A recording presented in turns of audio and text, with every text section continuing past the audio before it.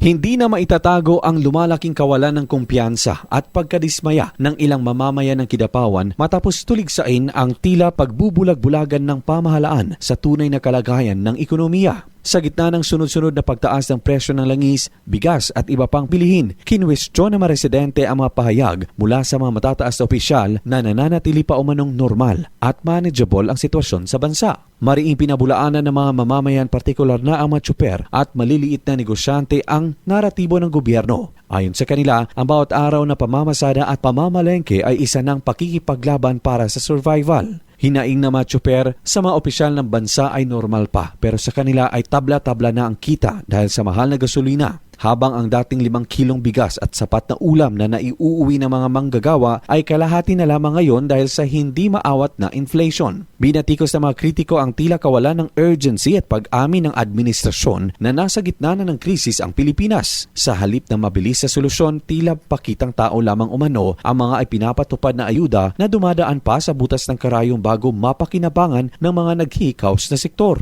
Ayon sa ilang residente, ang hindi pag-amin sa krisis ay nagre-resulta sa kulang at mabagal na aksyon mula sa pambansang pamahalaan.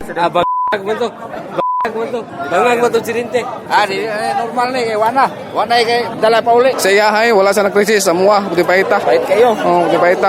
Luigi Alan Totor, NDBC, Bida Balita.